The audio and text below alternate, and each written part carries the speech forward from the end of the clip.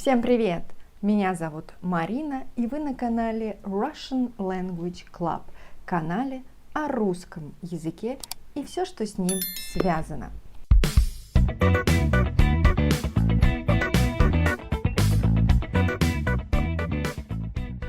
Вы смотрите грамматическое видео. В этом видео мы с вами поговорим о префиксах в русском языке.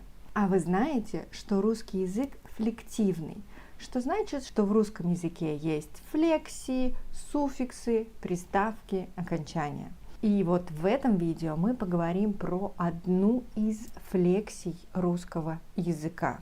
Флексия, префикс, приставка, вз.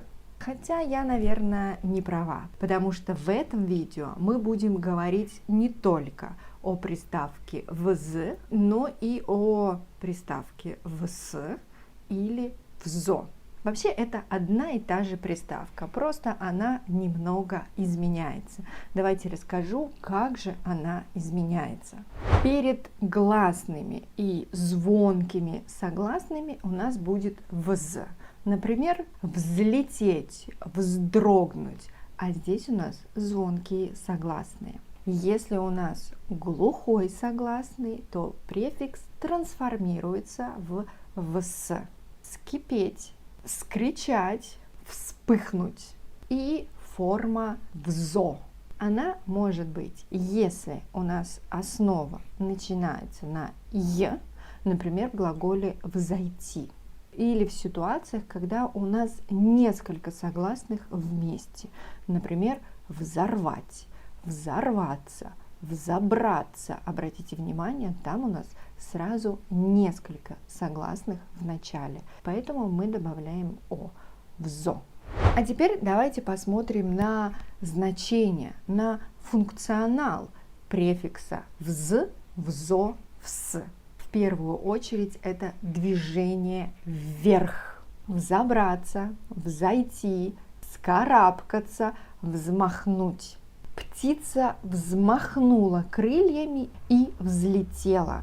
Трудно без опыта взобраться на горный пик.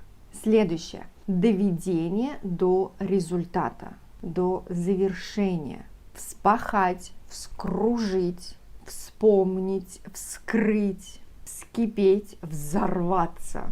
Хозяйка взбила яйца, добавила муку и сахар и начала печь печенье. Чайник уже вскипел. Давайте пить чай. И еще одно значение – внезапное, интенсивное действие. Часто используется именно со словами резко, внезапно, очень сильно. Вскричать, вздрогнуть, вспыхнуть и так далее. Собака взвизгнула, когда ей наступили на лапу. Девушка вскрикнула, когда увидела медведя. Это было несколько значений префикса «вз», который может изменяться на «вс» и «взо». Если вы знаете какие-то дополнительные значения префикса «вз», то вы знаете, куда писать в комментарии и придумывайте свои фразы с глаголами с префиксом «вз», «вс», «взо».